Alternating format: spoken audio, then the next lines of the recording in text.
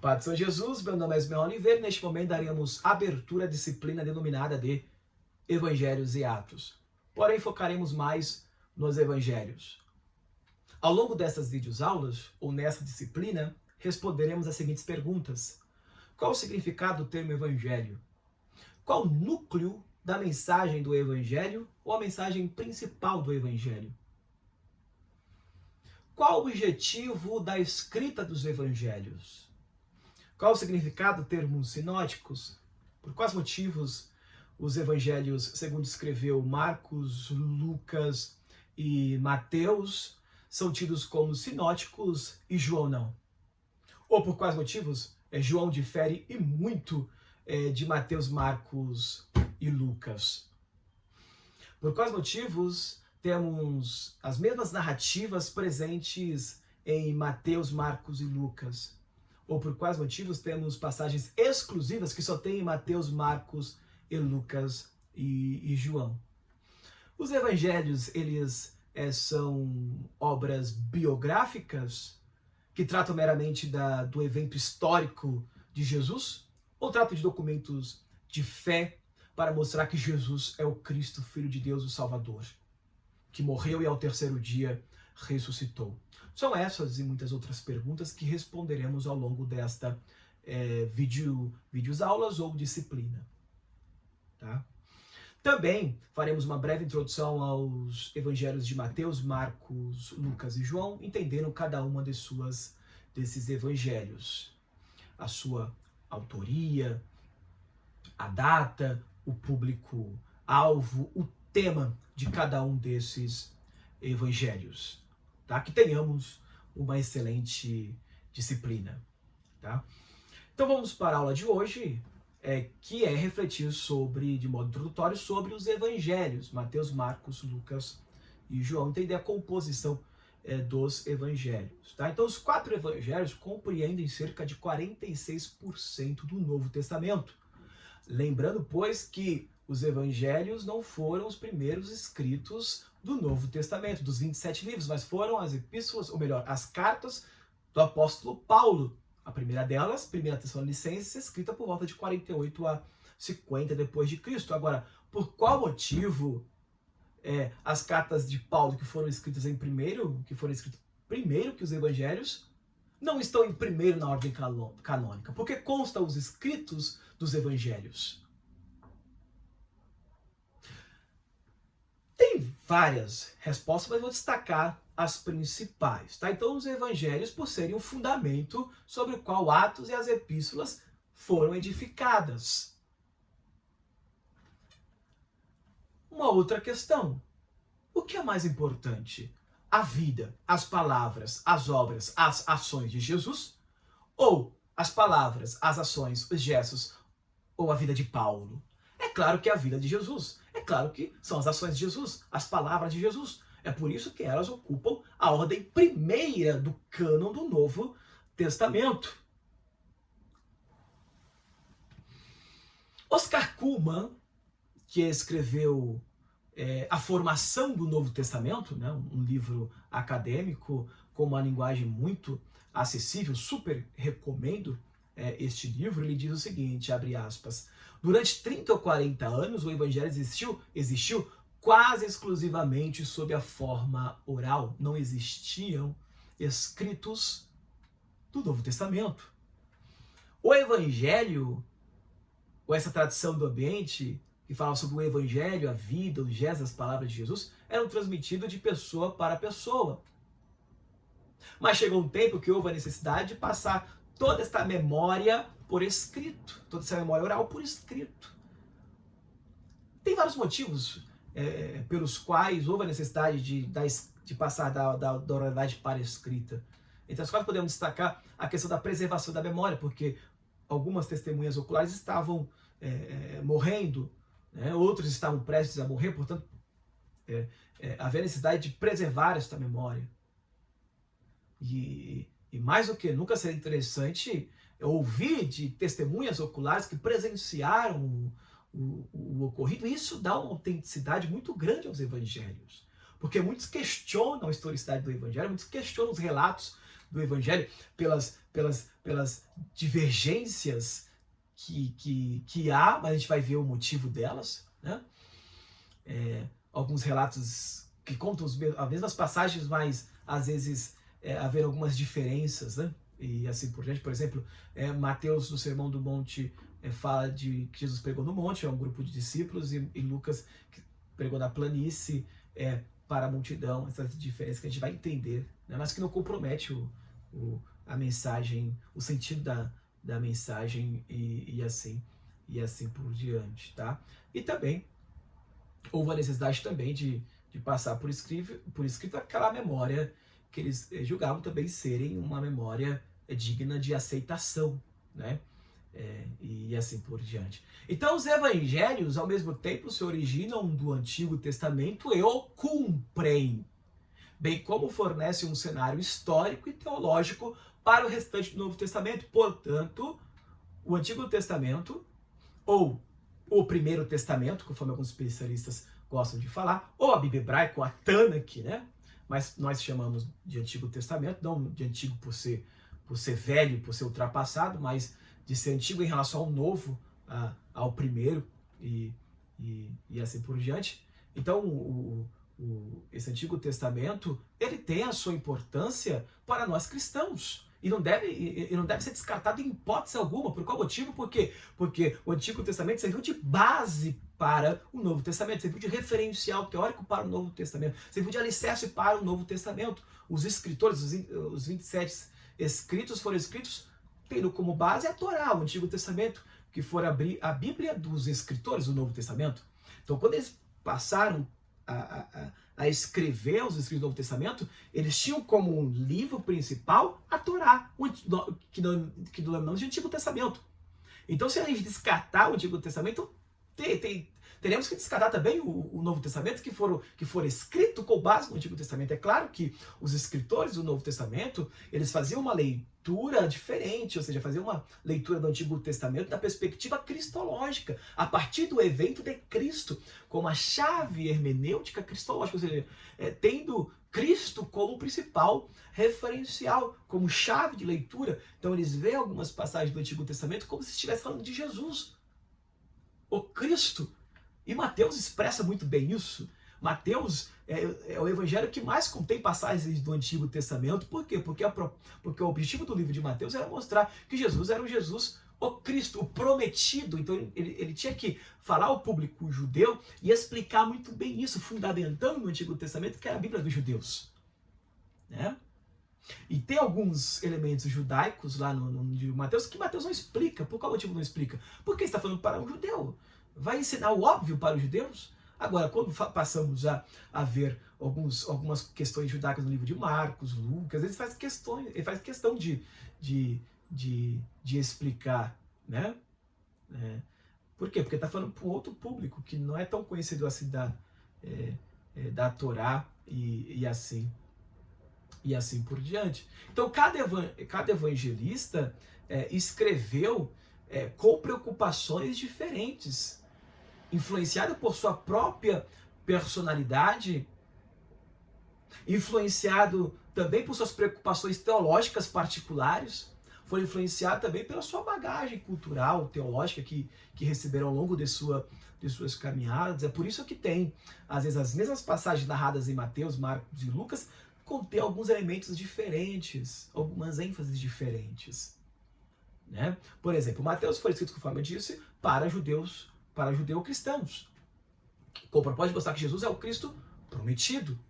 Marcos, que escreveu em Roma para os romanos, teve como tema central e a tentativa de mostrar que Jesus é o servo sofredor, que venceu, inclusive, né? Lucas, ele escreve para um público majoritariamente gentios.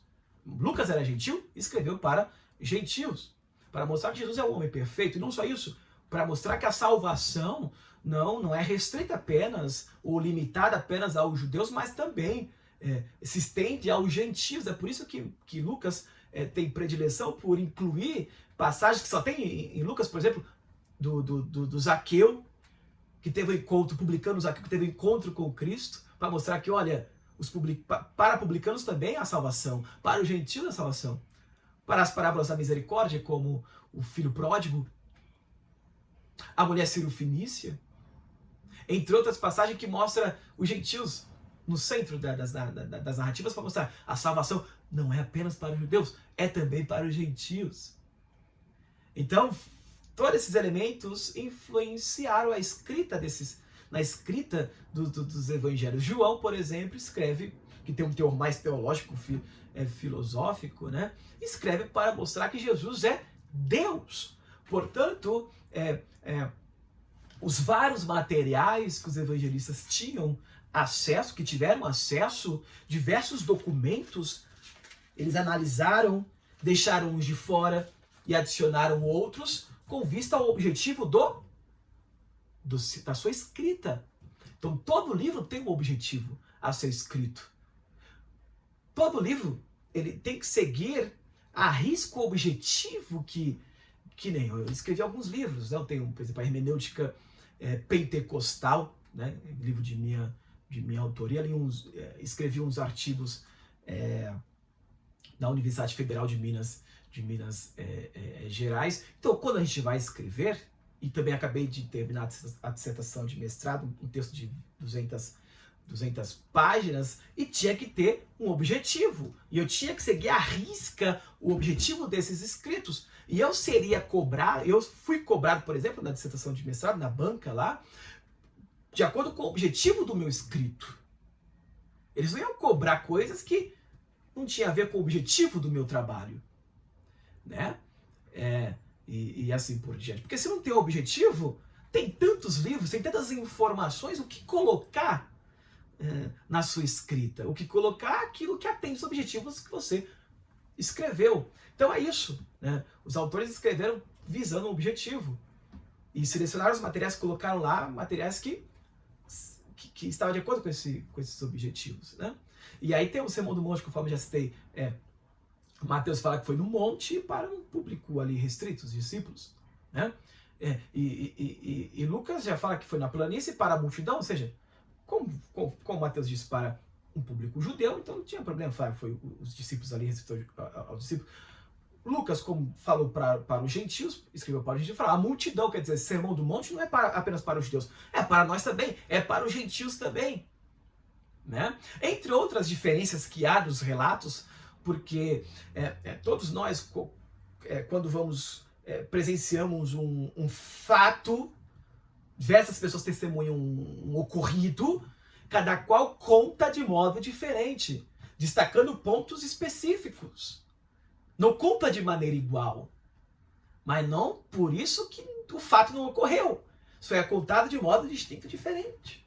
Então a vida de Jesus é contada em 4 versões: Mateus, Marcos, Lucas e João.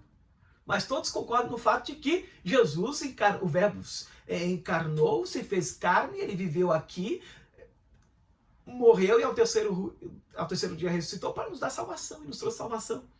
Mas aí cada qual selecionou as narrativas para atender os objetivos dos seus escritos e assim por diante, tá? Agora, qual o significado do termo evangelho? Para Oscar Cullmann, o termo grego para evangelho é evangelion.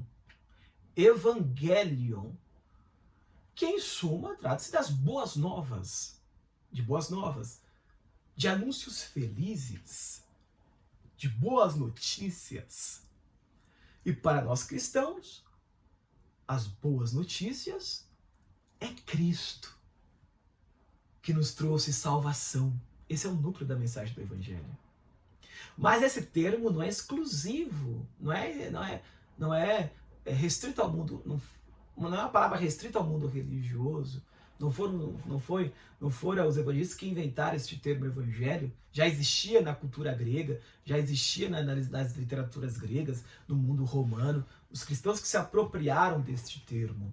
E aí, para contextualizar, por exemplo, esse termo evangelho, que provém do mundo profano, secular, tá? Então significava, por exemplo, em Homero e Plutarco, Evangelho, a recompensa dada ao mensageiro por sua mensagem.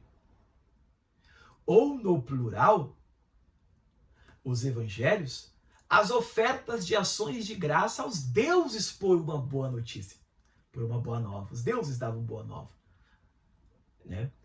Na concepção do mundo antigo que era politeísta, né? Por extensão, veio a designar em Aristófano, por exemplo, a mensagem propriamente dita e depois o conteúdo da mensagem, que para os cristãos trata-se das boas novas da salvação, que é Jesus Cristo. Assim, também o aniversário do imperador Augusto, chamado Deus e Salvador, foi festejado como o começo para o mundo das boas novas que ele trazia. Então, o nascimento do imperador era considerado boas novas.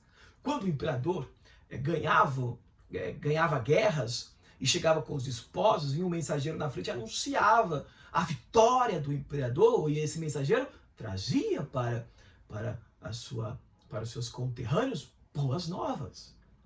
Mas aqui, se tratando do Evangelho de Cristo, as boas novas as boas novas de salvação dada por Cristo, promovida por Cristo. E assim por diante. Trata-se de anúncios felizes. Evangelium, a boa nova da salvação realizada em Jesus Cristo, tal qual foi anunciada pelos apóstolos, depois passado por escrito. Então, somente mais tarde é que o termo aplicar-se-á a forma escrita desta boa nova apostólica. Enfim, chega a designar, por volta de 150 depois de Cristo, aqueles escritos do Novo Testamento que contavam mais precisamente a vida terrena de Jesus. Então, além dessa questão do conteúdo de ser boas novas, também trata-se de um gênero. Evangelho é um gênero, tal como tem um gênero das cartas, epístolas apocalípticas, é um gênero literário, é um estilo de escrita. E este evangelho era um tipo de escrita que fora exclusiva, a maneira como está organizados os evangelhos é exclusiva do evangelho, dos cristãos, da literatura cristã. É claro que as partes que contêm o evangelho já existiam na literatura grega, romana, bem antes. Por exemplo, nas literaturas romanas já tinha biografias de pessoas importantes, o nascimento de pessoas importantes, a vida de pessoas importantes, as ações das pessoas importantes, os gestos, a morte e assim por diante. Existia, mas não na forma que é narrada nos evangelhos, que é peculiar dos evangelistas, né? Então, os evangelhos formam um gênero literário à parte, que não se assemelha em nada aos gêneros conhecidos da literatura profana ou secular. Seu aspecto biográfico, aí já respondendo, a Bíblia, os evangelhos, trata-se de biografia ou meramente ou fala de Jesus Cristo, de Jesus ou Cristo, né? Então, seu aspecto biográfico não deve esconder o que querem ser, antes de tudo, testemunho da comunidade acerca de Jesus Cristo, Filho de Deus e Salvador dos homens. Essa é a perspectiva pela qual foram escritos os evangelhos. Acentuar que Jesus é o Cristo. Lembrando que Jesus é o nome, Cristo é o título, é o Salvador, não é um nome composto e nem sobrenome. Né? Enfim, vamos avançando então aqui. Então, de acordo com James Edwards, a igreja primitiva, com relação à tradição do evangelho, usava a palavra para evangelho, evangelion, no grego, com regularidade no singular, né? E raras vezes no plural, indicando que concebia a tradição do evangelho como uma unidade, ou seja, o único evangelho em 4 versões. Portanto, as 4 versões, Mateus, Marcos, Lucas e João, fala sobre o evangelho, que é as boas novas de Cristo. Então, os evangelhos, no plural, eles falam sobre o evangelho, no singular, que trata das boas novas de salvação realizada por Jesus Cristo. tá? Agora, qual é o núcleo do evangelho? Eu acabei de responder, mas vale a pena dar uma acentuada. O núcleo do evangelho é que Jesus de Nazaré é o Cristo, ressuscitado por Deus, é o Senhor. O evangelho se forma ao redor desse núcleo de anúncio. Este é o testemunho de fé e um convite à conversão para reconhecer em Jesus de Nazaré o Senhor e Salvador. Então os evangelistas escreveram seus evangelhos para que as pessoas reconhecessem que Jesus é o Senhor e Salvador. Que Jesus não está a 7 palmos debaixo da terra, como muitos acreditam, mas ele morreu e ao terceiro dia ressuscitou e o túmulo está vazio. Por ora permanece na sombra os detalhes da sua vida, da sua morte. E as perguntas que se fazem as perguntas que alguns fazem por qual motivo não consta a infância, a adolescência, a juventude de Jesus? Porque só contém alguns relatos, uns pequenos relatos. Por qual motivo? Porque os evangelhos não tratam de livros biográficos, mas tratam de um documento de fé para evidenciar que Jesus é o Cristo, Filho de Deus. E do que seria útil colocar a infância, a adolescência de Jesus, a juventude, no que isso contribuiria para mostrar que Jesus é o Cristo, Filho de Deus. No que isso contribuiria a mostrar a infância de Jesus, se empinou pipas, se jogou bolinha de gude, lógico que essas brincadeiras faz parte da época mais atual, mas só fazendo uma analogia. No que isso contribuiria? Algumas partes que mostram a infância de Jesus mostram ele já ensinando os doutores. Isso sim, esse de fato é o Messias, que já desde novo já ensinava os doutores. Então, trouxe à tona os evangelistas fatos que contribuiriam para a proposta do evangelho, que é mostrar que Jesus é o Cristo.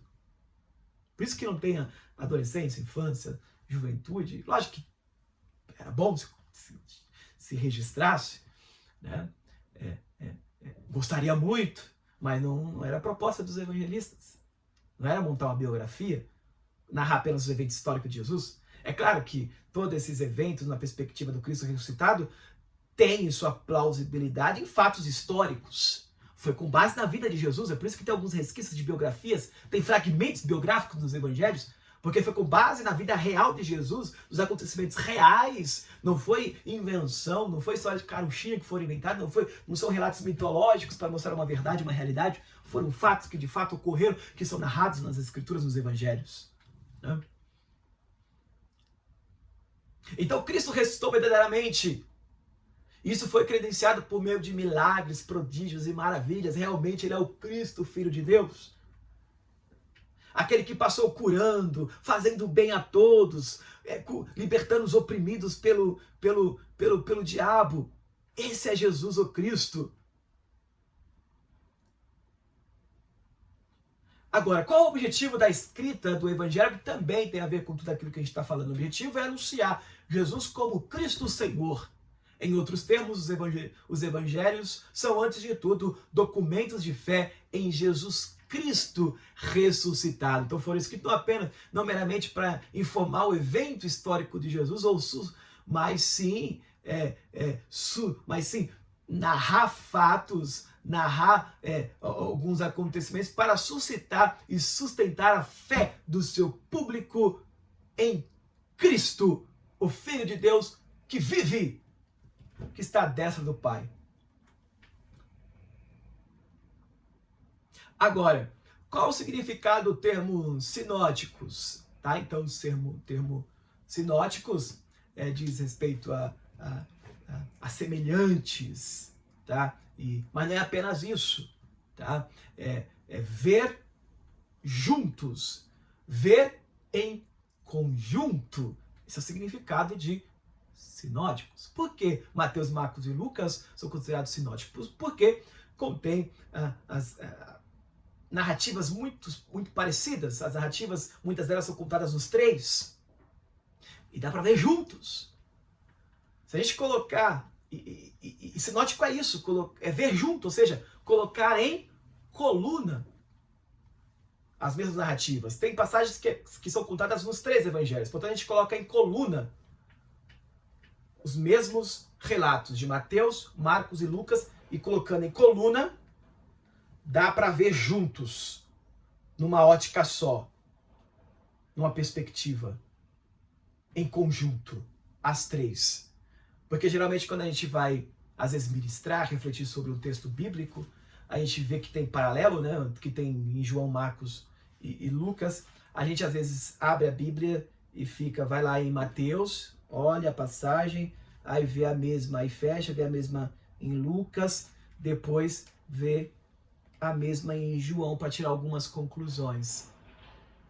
Mas sinótico é ver juntos, ou seja, em vez de ficar fazendo isso, coloca no Word lá o texto, as mesmas narrativas, e aí você consegue verificar as fórmulas, as diferenças, as convergências, o que tem diferente nessas mesmas narrativas, porque são contados de modo diferente, porque alguns detalhes são diferentes um do outro, que tem a ver com o público-alvo, e assim por diante.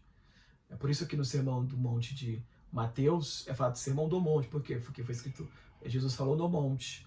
Para quem? Para os discípulos ali mais restritos. E Lucas fala, olha, o sermão foi escrito uma planície para a multidão.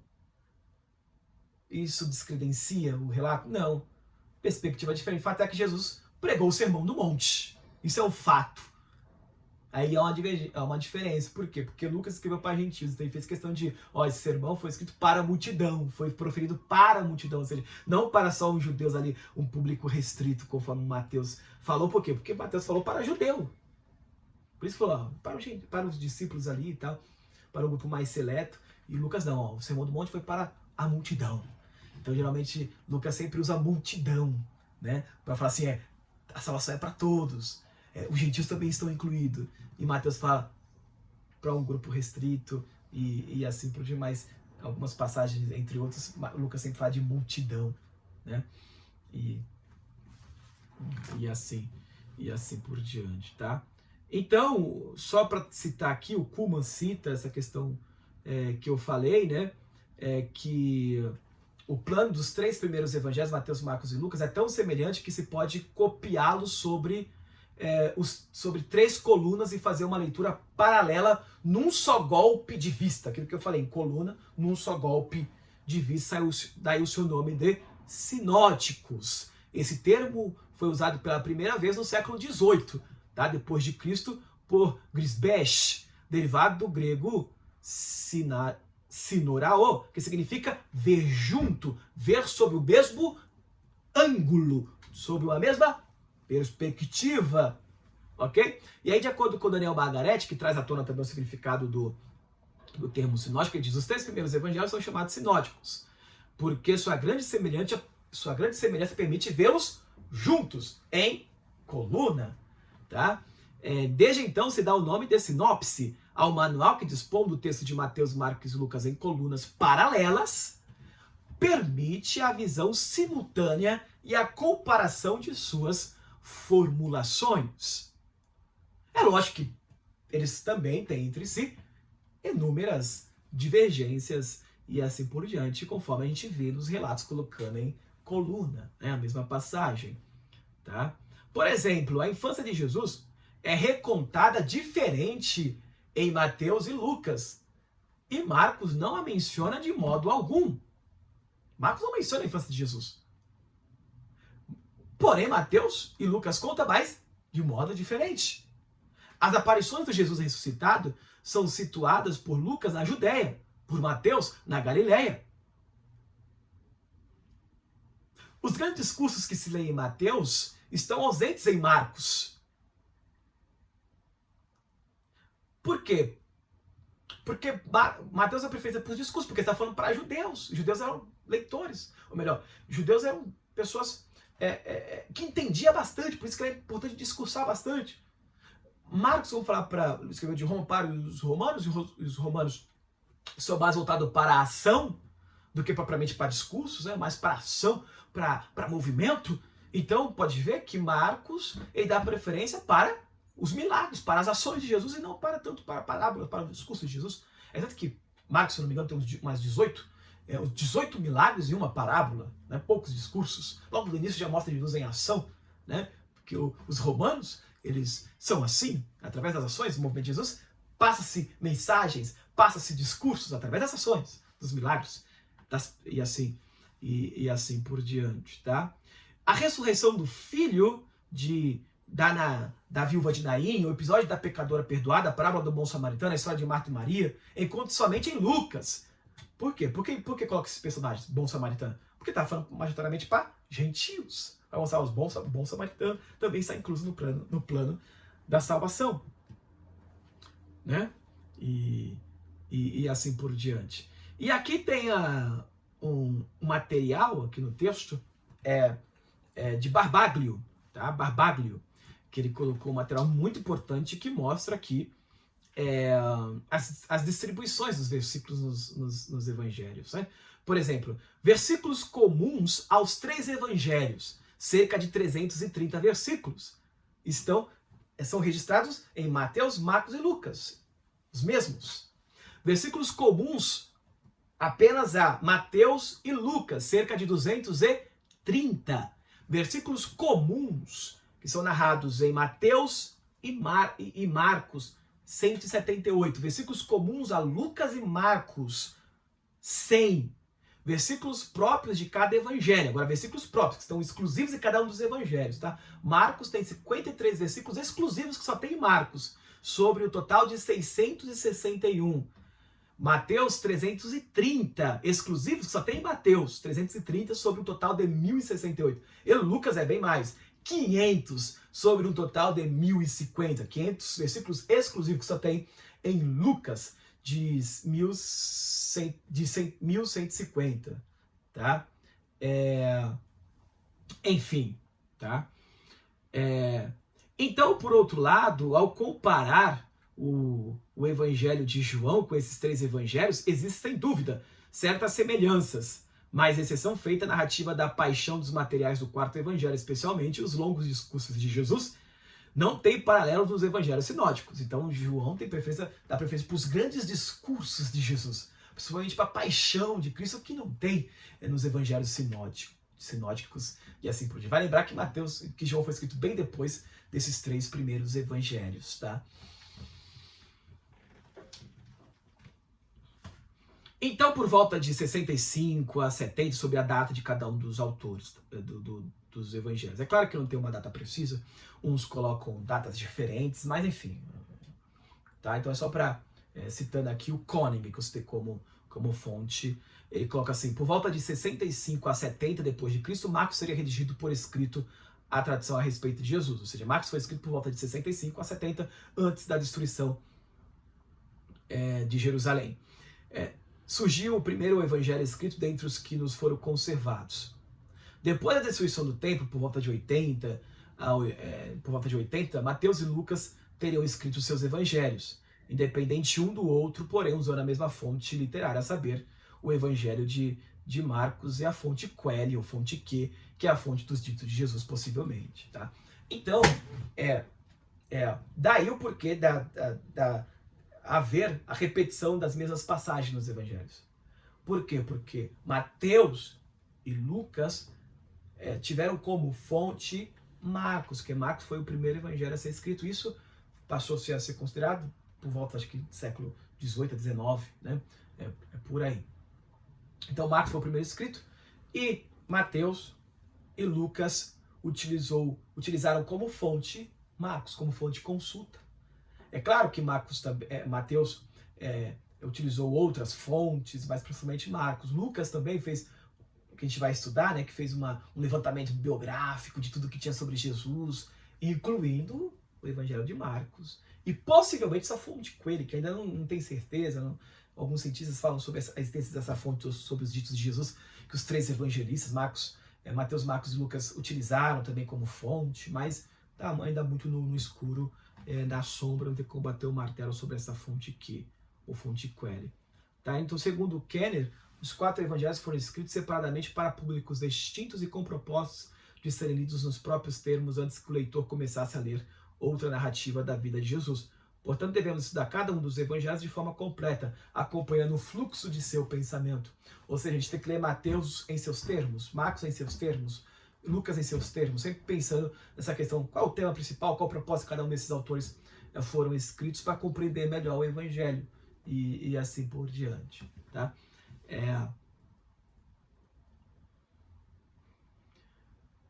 Enfim, então os três primeiros evangelhos, já que Cullmann, Mateus, Marcos e Lucas, apresentam entre si uma certa unidade em relação ao quarto evangelho, João. Tudo se passa dentro do mesmo plano cronológico e geográfico. O ministério de Jesus estende-se por um ano, começa na Galiléia e termina na Judéia pela paixão.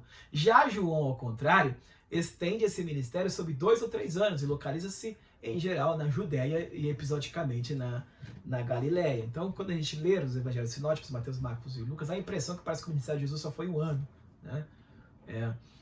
Mas quando a gente lê João, a gente vê que não foi um ano apenas, foi entre 2 a 3 anos. São diferenças narrativas e assim por diante, tá? Agora, como os textos dos evangelhos chegaram até nós, tá? Citando Barbário aqui, então o Novo Testamento foi escrito em grego, tá? Na segunda metade do século I, aproximadamente. Os evangelhos foram recopiados e difundidos rapidamente em concomitância ao mesmo tempo com a expansão do movimento cristão.